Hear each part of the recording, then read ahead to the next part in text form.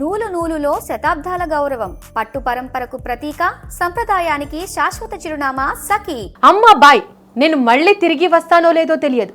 ఒక 23 ఏళ్ల కూతురు మృత్యువు అంచును ఉన్న ప్రాంతానికి వెళ్తూ కన్న తల్లికి చెప్పిన చివరి మాటలు ఇవి. వినడానికే మన గుండె తరుక్కుపోతుంది కదూ. ఒకవైపు ఇరాన్ ఇజ్రాయెల్ మధ్య భీకర యుద్ధం జరుగుతోంది. ఆకాశం మొత్తం క్షిపణుల దాడులతో దద్దరిల్లుతోంది.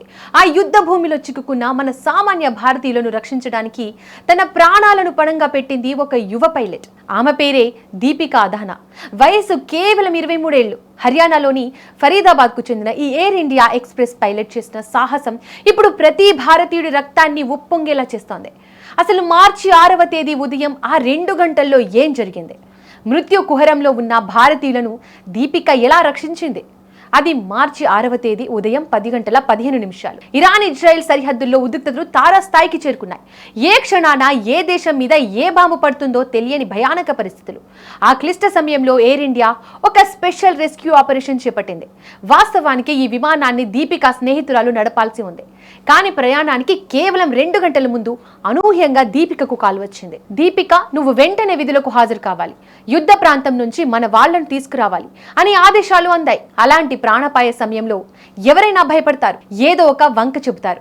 కానీ దీపిక అలా చేయలేదు. దేశం పిలిచింది, తన తోటి భారతీయులు ఆపదలో ఉన్నారు అని మాత్రమే ఆలోచించింది.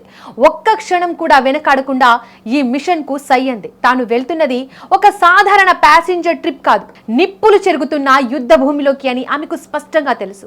దేశం కోసం వెళ్తున్నానన్న గర్వం ఉన్నా ప్రాణాలు దక్కుతాయో లేదో అన్న భయం ఏ మనిషికైనా ఖచ్చితంగా ఉంటుంది. ఆ క్షణంలో విమానం ఎక్కే ముందు తన కుటుంబానికి చిన్న మెసేజ్ చేసింది దీపిక. అమ్మా, పరిస్థితులు బాలేవు, నేను మళ్ళీ తిరిగి వస్తానో లేదో తెలియదు, బాయ్ అంటూ వీడ్గోల్ పలికింది.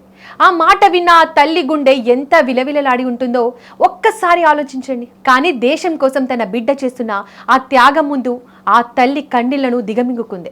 బార్డర్లో తుపాకీ పట్టుకుని పోరాడే సైనికుడు ఎంత గొప్పో, వందలాది మంది ప్రాణాలను కాపాడేందుకు ఆకాశంలో మృత్యువుతో పోరాడడానికి వెళ్లిన ఈ 23 ఏళ్ల పైలట్ కూడా అంతే గొప్పది కదా. యుద్ధ వాతావరణం నెలకొన్న ఆ గగనతలంలో విమానం నడపడం అంటే కత్తి మీద సాము లాంటిదే. ఏ క్షణాన ఏ వైపు నుంచి ఏ ప్రమాదం ముంచుకొస్తుందో తెలియదు. అలాంటి అత్యంత క్లిష్టమైన రెస్క్యూ ఆపరేషన్లో దీపిక ఎంతో ధైర్యంగా, సంయమనంతో వ్యవహరించింది. ప్రాణభయంతో వణికిపోతున్న ఎంతో మంది సామాన్య భారతీయులకు మేమున్నామంటూ భరోసా ఇచ్చింది. సురక్షితంగా వారిని ప్రాణాలతో స్వదేశానికి తీసుకొచ్చింది. ఆమె ధైర్యం ముందు ఆ యుద్ధ మేఘాలు కూడా తలొంచాయి. అందుకే ఇప్పుడు 23 ఏళ్ల యువ పైలట్ గురించి ప్రపంచం చర్చించుకుంటుంది. నీ ధైర్య సాహసాలకు సలాం అంటూ నిన్ను పెంచిన తల్లిదండ్రులకు వందనాలు అంటూ కామెంట్స్ చేస్తున్నారు.